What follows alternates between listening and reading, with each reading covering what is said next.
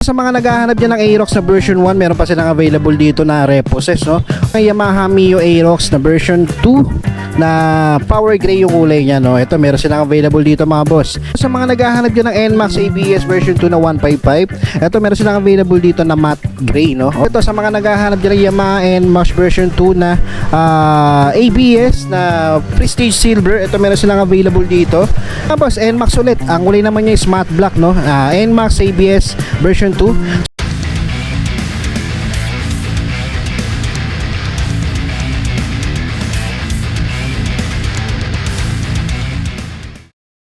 What's up mga boss? Welcome kayo sa panibago kong repo update. Kung ikaw ay naghahanap ng segunda manong motorsiklo, ang channel na to ay para sa iyo. Kaya kung hindi ka pa nakasubscribe, i-click mo na yung subscribe button at notification bell sa ganon ay ma-notify pa kita sa mga susunod ko pa ilalabas na repo update. Sa mga hindi pa nakakapanood sa episode ko, ito yung thumbnail niya. Ilalagay ko na sa description yung link ng video para kung gusto nyo panoorin, i-click nyo na lang. At kung magustuhan nyo man tong video na to, pindutin nyo lang yung like and share button dyan sa baba ng video at malayang malaya kayo mag-comment dyan sa comment section kung ano pa magiging opinion nyo sa mga motorsiklo na makikita nyo ngayon sa video ko. Alright mga boss, kung sakaling may magustuhan kayo dito at balak nyo mag-apply for installment, ilalagay ko na lang dyan sa screen yung requirements sila. Screenshot nyo na lang. At para naman sa mga magtatanong dyan ng location, ang address nila dito is 153 Go Pascual Avenue Corner, MH Del Pilar Street, Tinajeros, Malabon City. Alright mga boss, so yan, nandito ako sa may Yamaha Malabon. So check natin yung mga available dito ng mga repossess units at mga updated na presyo. Sa ganon, baka meron sa inyo naghahanap ng mga motorsiklo na malapit dito, or kung sakaling malayo kayo, pwede naman kayo tumawag dyan sa number na ilalagay ko sa comment section. Alright, so yun, tara mga boss, check natin. So ito yung mga repossess nila, no? Medyo marami-rami. May mga sporty, may Mio 125, may Mio Gear. At meron din ako nakita nga Mio Aerox tsaka NMAX na 155 na version 2 na ABS, no? Dito meron silang Grabis. And then dun, Mio Gear. Alright, so ayan, check natin to mga boss, no? Isa-isa. So iba rito may mga presyo na. At yung iba naman is for pricing pa. So kung sakaling matipuan nyo yung for pricing, pwede nyo naman din applyan.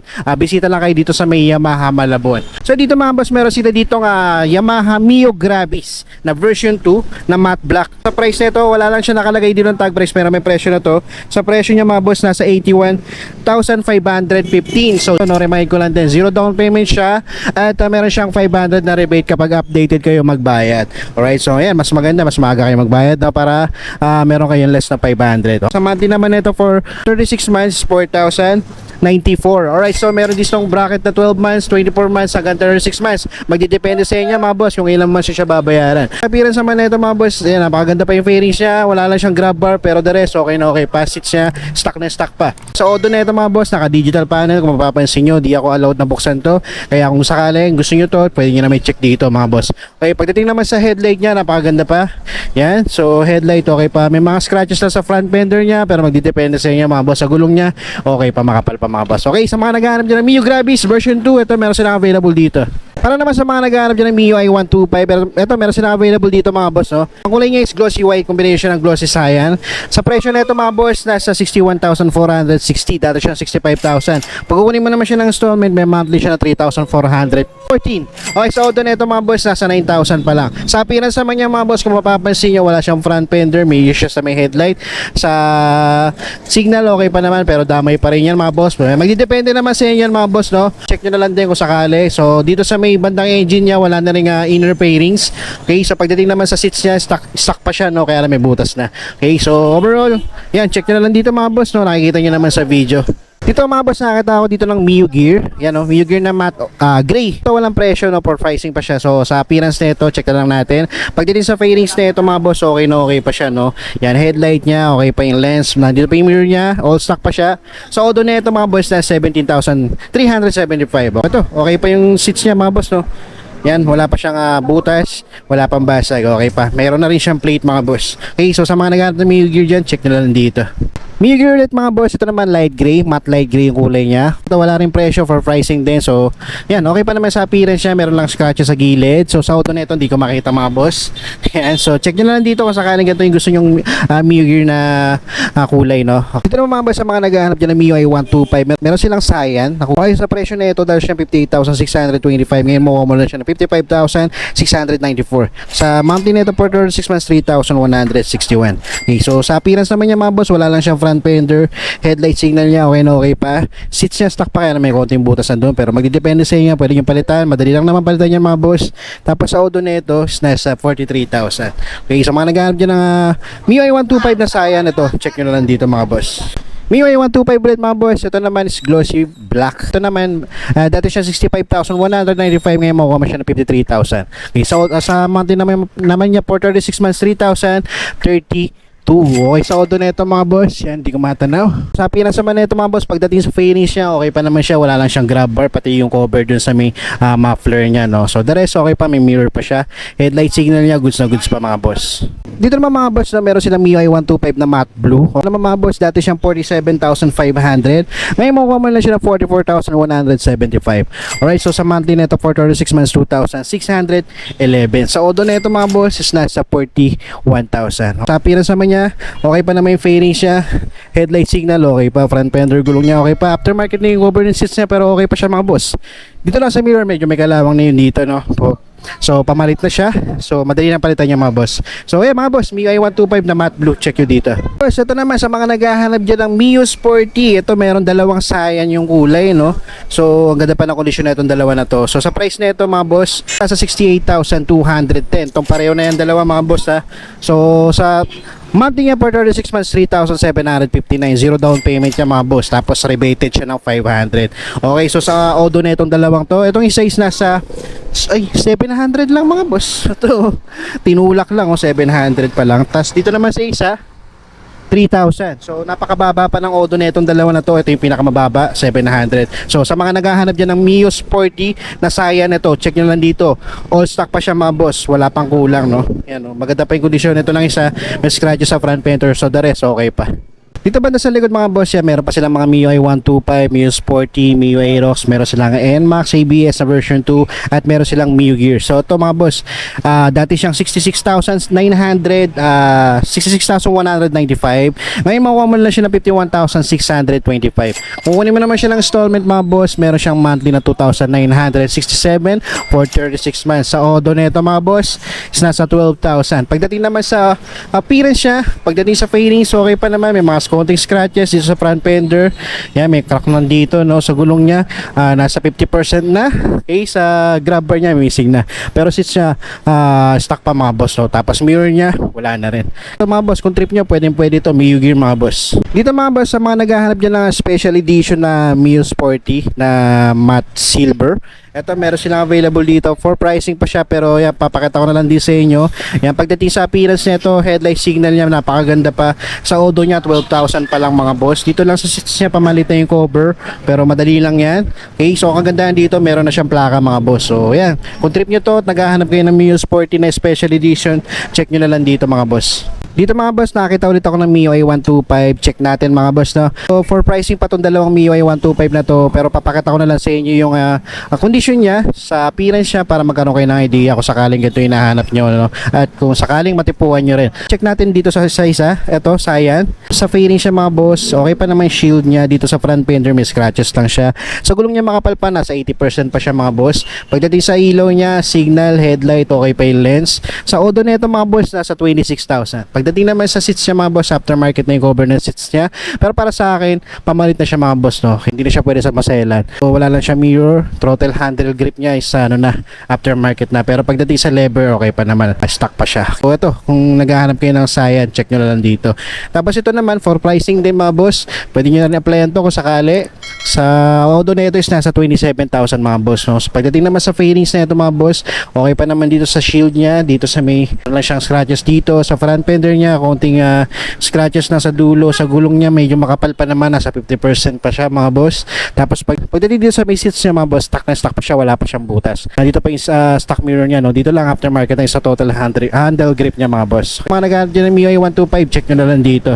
Dito mga boss, nakita ulit ako dito ng Mio Sporty na matte black naman, no? Ito, maganda yung condition mga boss. So, ito, may presyo to, wala lang siya nakalagay dito. Pero yan, sa price niya mga boss, nasa 64,515. Kung kunin mo naman siya ng installment, 0 down payment siya. Sa monthly niya for 36 months, 3,582. So, rebated din siya na 500 kapag updated kayo magbayad. Appearance siya mga boss, yan, nakikita niyo naman, napakaganda pa. Headlight signal niya, ang ganda pa. Ang goods pa yung lens siya, wala pang basag. Sa auto niya mga boss, napakababa pa, nasa 3,000 pa lang, no? All stock pa siya mga boss. Kung mapapansin nyo, seats niya wala pang butas, napakaganda pa, mirror nandito pa, lahat nandito pa, okay na okay pa siya. Ito sa mga naghahanap dyan ng Mio Sporty na medyo sariwa pa mga boss, ito check nyo na lang dito mga boss, oh.